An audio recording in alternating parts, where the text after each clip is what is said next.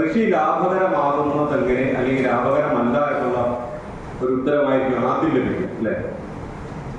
അതോടൊപ്പം എന്തുകൊണ്ട് കൃഷി ലാഭകരമാകുന്നില്ല എന്ന ചോദ്യത്തിലേക്ക് നമ്മൾ എത്രമാത്രം കടന്നിട്ടുണ്ട് എന്നത് നമ്മളുടെ ഒരു ചോദ്യത്തിനായിരിക്കും.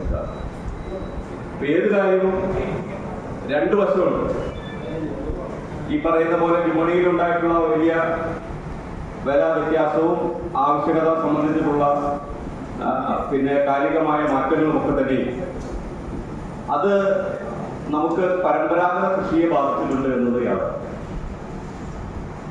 അപ്പൊ കാർഷിക മേഖലയിൽ ഉണ്ടാകേണ്ട മാറ്റം എന്താകണം?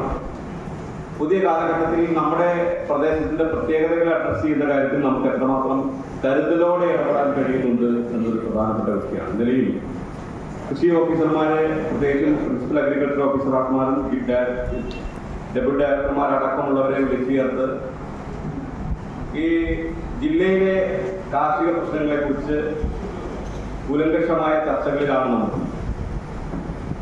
അപ്പൊ ഇതുവരെയുള്ള പ്ലാനിങ് നോക്കുമ്പോൾ നമ്മൾ എല്ലാ തദ്ദേശ സ്വയംഭരണ സ്ഥാപനങ്ങളും 30% പൈസ ഉത്പാദന മേഖലയിൽ മാറ്റിവെക്കണമെന്ന് നിർബന്ധിച്ചത് കൊണ്ട് മാത്രമാണ് കാർഷിക മേഖലയിൽ പണം ചിലവഴിക്കുന്നത് എന്ന് നമുക്ക് എല്ലാവർക്കും അറിയാം. ഒരുപക്ഷെ അത്തരത്തിലുള്ള നിബന്ധന ഇല്ലായിരുന്നെങ്കിൽ ഈ ഓരോ വർഷവും കാർഷിക മേഖലയിൽ വിനിയോഗിക്കുന്ന പൈസയുടെ അളവ് കുറഞ്ഞു വന്നേനെ. ഇപ്പൊ 30% പൈസ വിനിയോഗിക്കുന്നതല്ല പ്രശ്നം. അത് പ്രായോഗികമായോ ബുദ്ധിപൂർവമായോ അത് വിനിയോഗിക്കുന്നില്ല, വിവേകപൂർവമായോ വിനിയോഗിക്കുന്നില്ല എന്നുള്ളതാണ്. അപ്പൊ ആ പ്രശ്നത്തെ അഡ്രസ് ചെയ്യാതെ പോവുക. നമ്മൾ ഈ ഇത്തരത്തിലുള്ള വെറും വിലാപങ്ങൾ മാത്രമായി അത്തരത്തിലുള്ള വിഷയത്തെ സീരിയസ് ആയി അഡ്രസ് ചെയ്തില്ലെങ്കിൽ ഇത്തരത്തിലുള്ള കർഷക വിലാപങ്ങൾ വെറും വിലാപങ്ങളായി മാത്രം നിൽക്കും എന്നുള്ളതാണ് ഏറ്റവും പ്രധാനപ്പെട്ട കാര്യം. അതുകൊണ്ട് അതിനെ സീരിയസ് ആയി അപ്രോച്ച് ചെയ്യണം. എങ്ങനെ വേണം? ഇവിടെ എത്ര കൃഷിഭൂമി കൃഷി ചെയ്യാതെ കിടക്കുന്നുണ്ട് അല്ലെ? തരിശുന്നവർക്ക് നെൽകൃഷി മാത്രമല്ല, നമ്മുടെ പുരയിടങ്ങൾ എത്ര പുരയിടങ്ങൾ നേരത്തെ സമ്മിശ്ര കൃഷി ചെയ്തിരുന്ന പുരയിടങ്ങളിൽ നിന്ന് വെറുതെ കിടക്കുന്നില്ല അല്ലെ? നമ്മുടെ പറമ്പിൽ തൂമ്പ കൊത്തിയിട്ട് എത്ര വർഷമായി എന്ന് പരിശോധിച്ചത്. അപ്പോ ഏത് തരത്തിലാണ് കൃഷിയെ നമ്മൾ നോക്കിക്കാണുന്നത് എന്നുള്ളതാണ്. ഇവിടെ ഓരോ വർഷവും കൃഷി വകുപ്പിൽ നിന്ന് വിത്തും വളവും അതുപോലെ തന്നെ തൈകളും ഒക്കെ നൽകുന്നുണ്ട്.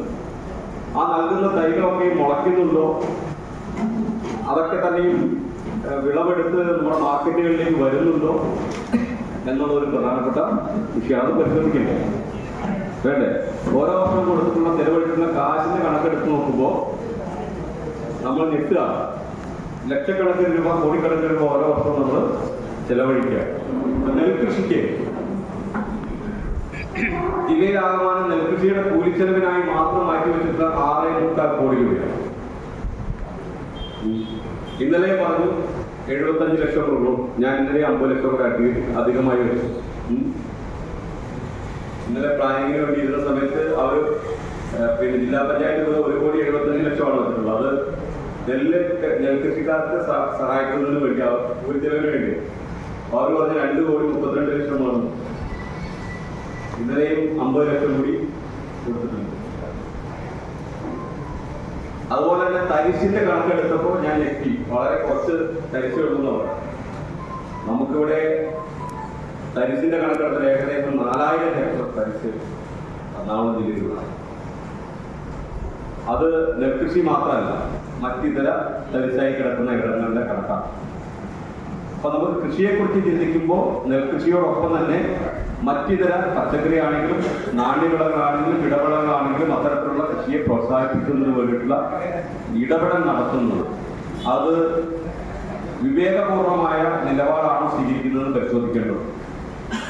ഒരു കൃഷി ഓഫീസറെ സംബന്ധിച്ചിടത്തോളം ആ പ്രദേശത്തെ കൃഷി ഏതൊക്കെയാണ്, അതിന്റെ സാധ്യത എന്താണ്, എത്ര തരിശുണ്ട്, എത്ര പേര് കൃഷി ചെയ്യുന്നുണ്ട്, ഓരോ വർഷവും മാർക്കറ്റിൽ കൊണ്ടുവരുന്ന വിളവുകളുടെ അളവ് എത്രയാണ്, നമ്മളോട് കൊടുക്കുന്ന വിത്തും വളവും എത്ര രൂപയുടെയാണ് ഇതൊക്കെ അറിയുന്നത്.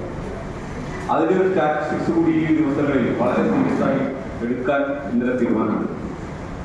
ഈ അടുത്ത വർഷത്തെ കാർഷിക മേഖലയുടെ പ്രവർത്തനം അടുത്ത മാസം ആരംഭിക്കും. എങ്ങനെയാണ് പൈസ വെക്കേണ്ടത്, ഏത് രീതിയിലുള്ള കൃഷിയാണ് ഉണ്ടാക്കേണ്ടത്, ഏതൊക്കെയാണ് ഇന്നത്തെ കർഷകർ അനുഭവിക്കുന്ന പ്രശ്നങ്ങൾ എന്താണ്, ഇതിനെയൊക്കെയും ശാസ്ത്രീയമായി പരിശോധിക്കുന്നതിനുള്ള ഒരു തീരുമാനം എടുത്തിട്ടുണ്ട്. തീർച്ചയായും സീരിയസ് ആയി ഞാൻ കൃഷിയെ ഇഷ്ടപ്പെടുന്നതാണ്.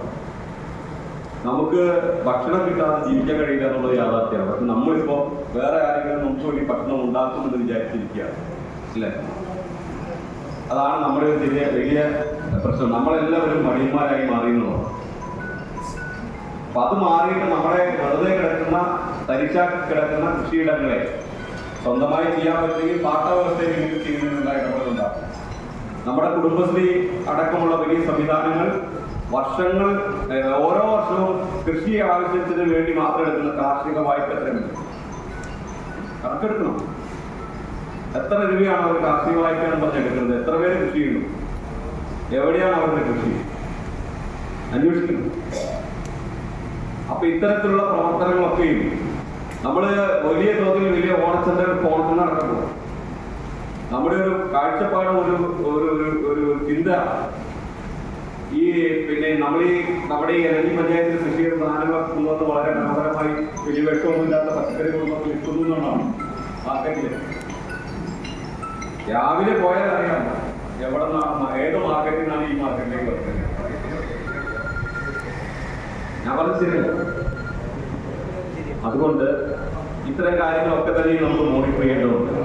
വെക്കുന്ന പൈസ ഇനി മുതൽ പഞ്ചായത്ത് 30% പൈസ വെക്കുന്ന ഉടനെ കൃഷി ഓഫീസോ അല്ലെങ്കിൽ വേറെ ആരെങ്കിലും ഒക്കെ കൂടിയിട്ട് പറയും അവിടെ കുറച്ച് ജാതി കൃഷിക്ക് സഹായം ചെയ്യണം, അല്ലെങ്കിൽ തെങ്ങ് കൃഷിക്ക് സഹായം ചെയ്യണം, അല്ലെങ്കിൽ നെൽകൃഷിക്ക് കുറച്ച് സഹായം ചെയ്യണം എന്ന് പറയുന്നതല്ലാതെ യഥാർത്ഥത്തിലുള്ള ഒരു ഡേറ്റയെ അടിസ്ഥാനമാക്കി നമ്മുടെ സ്ഥിതി വിവര കണക്കുകളുടെ അടിസ്ഥാനത്തിൽ നമുക്ക് പദ്ധതി ആസൂത്രണം ചെയ്യാൻ പറ്റുന്നില്ല എന്നുള്ളതാണ്. അതുപോലെ കർഷകരുടെ പ്രധാനപ്പെട്ട പ്രശ്നം എന്താണെന്ന് ശരിയായ രീതിയിലുള്ള സ്റ്റഡി നടക്കുന്നില്ലെന്നാണ്. ഈ മാർക്കറ്റിൽ കൊണ്ടുവരുന്ന ഉൽപ്പന്നങ്ങൾക്ക് യഥാർത്ഥത്തിൽ നല്ല വില ലഭിക്കാനും വലിയ മാർജിൻ ഒഴിവാക്കി കൊടുക്കുന്നതിന് വേണ്ടിയാണ് നമ്മൾ ഇത്തരത്തിലുള്ള വിപണികൾ ഉണ്ടാക്കിയിട്ടുള്ളത്. ആ ഒരു ലക്ഷ്യത്തിലേക്ക് നമുക്ക് പൂർണ്ണമായി എത്താൻ കഴിഞ്ഞിട്ടുണ്ട്. അതുകൊണ്ട് ജില്ലാ പഞ്ചായത്ത് തീർച്ചയായും ഇത്തരത്തിലുള്ള കാർഷിക വിപണികളെ സഹായിക്കാൻ തീരുമാനിച്ചിട്ടുണ്ട്. ഈ വർഷം പദ്ധതി വെച്ചിട്ടുണ്ട്. നിങ്ങളുടെ കെട്ടിട നിർമ്മാണം ഒഴികെയുള്ള അതിന്റെ വികസന പ്രവർത്തനങ്ങളും ദൈനംദിന ചെലവുകളും, കരണ്ട് കാശ്, വെള്ളക്കരം അടക്കമുള്ള കാര്യങ്ങൾക്കായി ചെലവഴിക്കുന്ന കാശ്, അവിടുത്തെ കമ്പ്യൂട്ടർ ബില്ലിംഗ് തുടങ്ങിയിട്ടുള്ള സംവിധാനങ്ങൾക്ക് വേണ്ടി ചെലവഴിക്കുന്ന കാശ്, അത്യാവശ്യം അവിടുത്തെ നിർമ്മാണ പ്രവർത്തനം എന്ന് പറയുമ്പോൾ കെട്ടിട നിർമ്മാണം ഒഴികെ അത്യാവശ്യം എക്സ്റ്റൻഷനോ അങ്ങനെയുള്ള കാര്യങ്ങളൊക്കെ ചെയ്യുന്നതിന്റെ 50% തുക ജില്ലാ പഞ്ചായത്തിൽ നൽകുന്നതാണ്. നമ്മുടെ ക്ഷണം സ്വീകരിച്ചുകൊണ്ട് നമ്മുടെ വ്യാപാരികൾ എല്ലാവരും എത്തിയിട്ടുണ്ട്.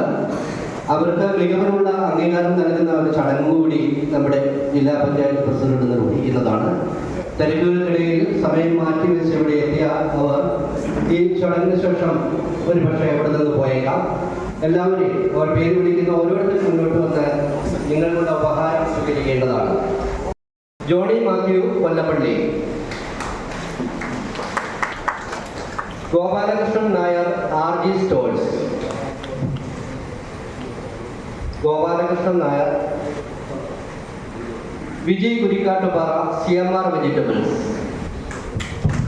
Zacharias Kurian Neduvelil, Mathew James Pulikkithadathil stalls, Joy Ponganamthadam Caritas, Joy Omallur Charamoodil trading,